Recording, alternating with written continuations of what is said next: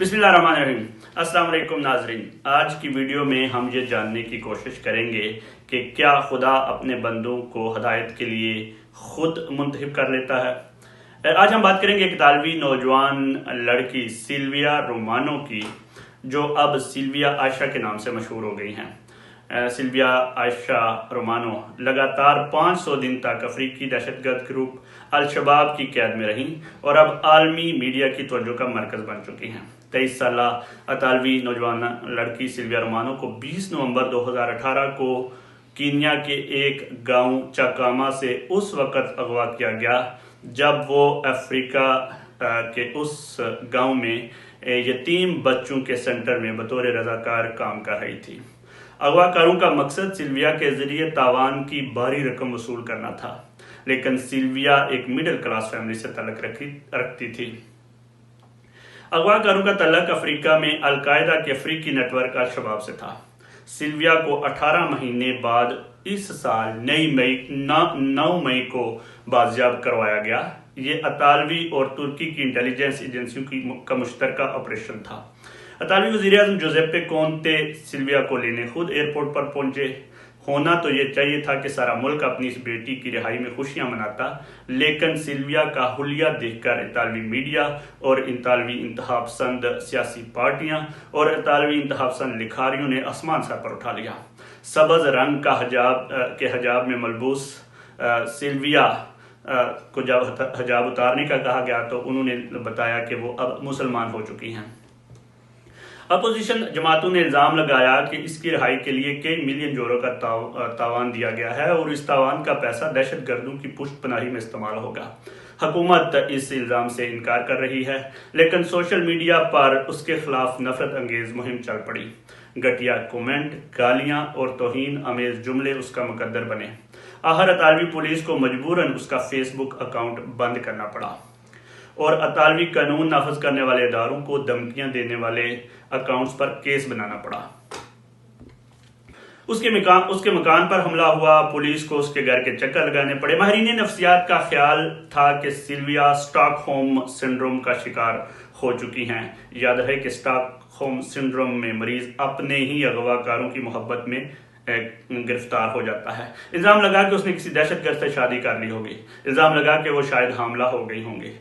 دوسری جانب اٹلی میں موجود صومالیہ کی ہی ایک انسانی حقوق کی ایکٹیوسٹ مریم اسماعیل، جو کہ مسلمان ہیں، انہوں نے بھی سلویا کے نام پر انٹرنیٹ پر ایک لیٹر جاری کیا جس میں ان کا کہنا تھا کہ یہ ناممکن ہے کہ سلویا نے یہ اسلام اپنی مرضی سے قبول کیا ہو۔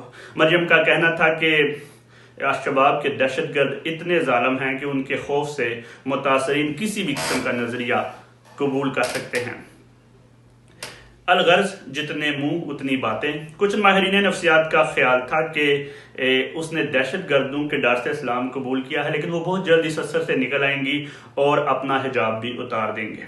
اس تمام عرصے میں سلویا خاموش رہیں، انہوں نے کوئی انٹرویو نہیں دیا۔ وہ رمضان شروع ہو چکا تھا، اپنی عبادت میں مشغول ہو گئی اور آخر 1 ماہ کی خاموشی کے بعد سلویا نے اپنا پہلا انٹرویو گزشتہ دنوں ریکارڈ کروایا ہے۔ یہ انٹرویو انہوں نے مسلمان لکھاری اور مسلمانوں کی تنظیم کے رہنما داویدے پیکاردو کو دیا ہے، جو ایک بہت بڑے عالم دین اور قرآن مجید کا اطالوی زبان میں ترجمہ کرنے والے حمزہ روبرتو پیکاردو کا بیٹا ہے۔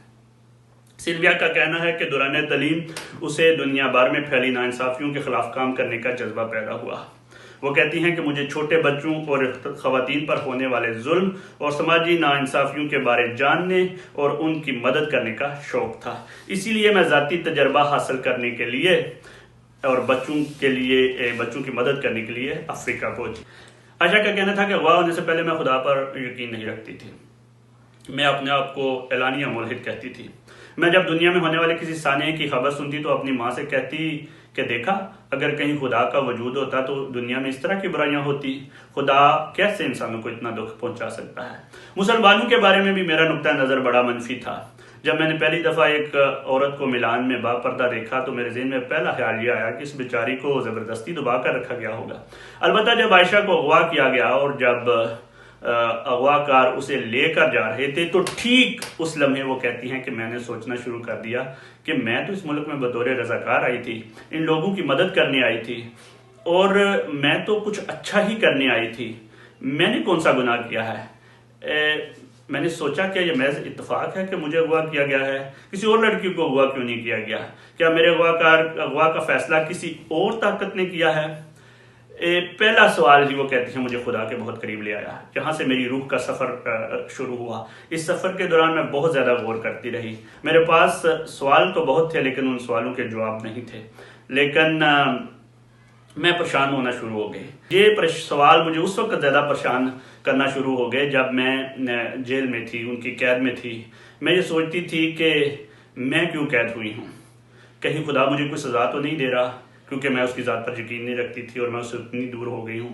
دوسرا واقعہ وہ کہتی ہیں تب ہوا جب اغوا کار مجھے کینیا سے اغوا کر کے صومالیہ لے گئے اور وہاں پر ایک ڈرون حملہ ہوا اور وہ دھماکہ اتنا خطرناک تھا کہ میں ڈر گئی اور میری نیند اڑ گئی، میں پریشان ہو گئی، میں سوچنے لگی کہ شاید اب میں مرنے والی ہوں۔ تو اس وقت ٹھیک اس لمحے میں نے خدا سے گڑ گڑا کر دعا کی، کیا خدا مجھے بچا لے، میں اپنی فیملی کو دوبارہ دیکھنا چاہتی ہوں، مجھے کوئی اور موقع دے دے۔ مجھے بہت ڈر لگ رہا تھا، یہ پہلی دفعہ تھی کہ میں خدا سے براہ راست مخاطب ہوئی۔ سلویا عائشہ رومانو کا کہنا ہے کہ اغوا کار سخت نہیں تھے لیکن وہ لوگوں کو حبس بے جا میں رکھے ہوئے تھے، ان کا طرز عمل بہرحال غیر قانونی تھا، غیر اخلاقی تھا۔ بہت مشکل ہے کہ کوئی ان کے نظریے کو یا ان کے مذہب کو اختیار کر لیتا۔ البتہ مجھے چونکہ پڑھنے کا شوق تھا تو میں نے ان سے کہا کہ مجھے قرآن مجید دیا جائے۔ میں نے ان سے قرآن مانگا اور قرآن پڑھنا شروع کر دیا۔ مجھے اسی وقت اندازہ ہو گیا کہ یہ بہترین کتاب ہے جو لوگوں کی رہنمائی کرتی ہے۔ مجھے سمجھ آ گئی کہ یہ قرآن ان شباب والوں کی تو کتاب نہیں ہو سکتی، یہ ایک معجزاتی کتاب ہے۔ میری روح کی تلاش شروع ہو گئی اور مجھے خدا کے وجود کی آگہی ہونا شروع ہو گئی۔ مجھے محسوس ہوا کہ خدا مجھے رستہ دکھا رہا ہے، مجھے موقع دے رہا ہے کہ میں اس پر عمل کروں۔ میں نے اس پر غور کرنا شروع کر دیا۔ ہر روز میں خود کو زیادہ مضبوط محسوس کرتی، حتیٰ کہ ایک دن میں نے اسلام قبول کر لیا۔ بہت سی آیات نے میرے دل پر گہرا اثر چھوڑا۔ مجھے ایسا محسوس ہوا کہ خدا مجھ سے براہ راست مخاطب ہے۔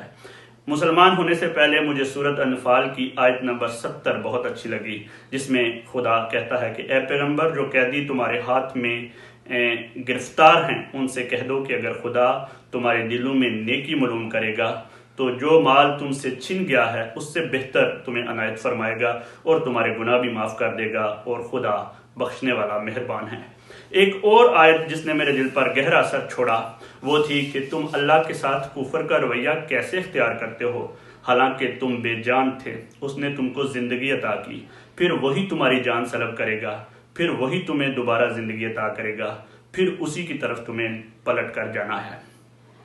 ایک اور آیت سورۃ آل عمران میں ہے، اگر اللہ تمہاری مدد کرے تو تم پر کوئی غالب نہ ہو سکے گا، اور اگر اس نے مدد چھوڑ دی تو پھر ایسا کون ہے جو اس کے بعد تمہاری مدد کر سکے گا، اور مومنوں کو اللہ ہی پر بھروسہ کرنا چاہیے۔ مجھے ایسا محسوس ہوا کہ جیسے خدا براہ راست مجھ سے مخاطب ہے۔ جب میں مسلمان ہوئی تو مجھے یقین ہو گیا کہ خدا مجھ سے محبت کرتا ہے۔ جب مجھے ڈر لگتا تھا، جب مجھے اپنی فیملی یاد آتی تھی، جب مجھے اپنا مستقبل بے قرار کرتا تھا تو عبادت مجھے طاقت دیتی تھی۔ جتنا میں غمگین ہوتی تھی اتنا ہی خدا سے میں صبر اور قوت مانگتی تھی۔ پھر میں نے پیغمبر اسلام اور ان کے صحابہ کرام کے بارے میں آگہی حاصل کرنا شروع کر دی اور میری ذات میں صبر آنا شروع ہو گیا۔ سلویا رومانو جب اٹلی پہنچی تو سب سے زیادہ موضوع جو لوگوں کے لیے بحث والا تھا وہ یہ تھا کہ یہ اپنا حجاب کب اتارے گی، کب یہ اطالوی لباس میں واپس آئے گی۔ تو اس پر بھی سلویا رومانو نے اطالوی معاشرے کو چپ کرا دیا ہے۔ وہ کہنے لگی کہ میرے لیے، اس انٹرویو میں وہ کہتی ہیں کہ میرے لیے پردہ آزادی کی علامت ہے، کیونکہ یہ میرے خدا نے مجھے کہا ہے کہ میں اپنا جسم چھپاؤں اور اپنی توقیر اور عصمت کی حفاظت کروں۔ اس سوال پر کہ آپ نے اپنا نام کیسے چنا، عائشہ کا کہنا تھا کہ میں نے خواب دیکھا کہ میں انڈر گراؤنڈ ٹرین اور ٹرام کی ٹکٹ خرید رہی ہوں اور میرے میٹرو کارڈ پر، یعنی میرا جو ٹرین کارڈ تھا اس پر میرا نام عائشہ لکھا ہوا ہے، تو میں نے یہ سوچا کہ میں اپنا نام عائشہ ہی رکھوں گی۔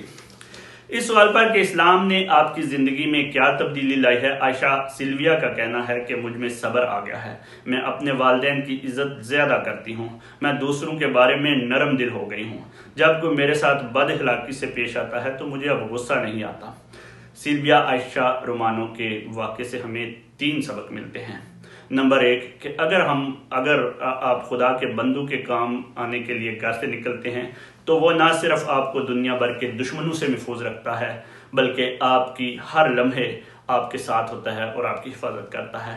اس سے دوسرا سبق ہمیں یہ ملتا ہے کہ اگر آپ خدا کے کلام کا مطالعہ کرتے ہیں، یعنی قرآن مجید کا مطالعہ کرتے ہیں اور تدبر و تفکر کرتے ہیں، تو آپ کو محسوس ہوگا کہ خدا آپ سے ہم کلام ہو رہا ہے۔ اور اس سے تیسرا اور آخری نقطہ ہمیں یہ ملتا ہے کہ اگر آپ کے دل میں اس کی تڑپ پیدا ہو جائے تو وہ آپ کے ہر غم میں آپ کے دل کو ڈارس دے گا، آپ کے مضبوط بنائے گا اور آپ کو اپنی طرف را دے گا۔ تو خواتین و حضرات، اگر ایک نام مسلم لڑکی، اگر ایک غیر مسلم لڑکی قرآن مجید کو بطور ہدایت پڑھنے کی کوشش کرتی ہے تو اللہ اس کے لیے راہیں کھول دیتا ہے اور اسے راہ ہدایت دیتا ہے۔ تو ہم بطور مسلمان اگر چاہیں تو ہمیں اس کتاب سے کتنے سبق جو ہیں وہ ملیں گے۔ آخر میں یہی کہوں گا کہ جو موضوع میں نے شروع کیا تھا اس کا جواب بھی اللہ تعالیٰ نے قرآن مجید میں ارشاد فرمایا ہے۔ سورۃ شورا کی آیت نمبر 13 ہے کہ اللہ چن لیتا ہے اپنی طرف جس کو چاہے اور راہ دیتا ہے اپنی طرف اس کو جو رجوع کرے۔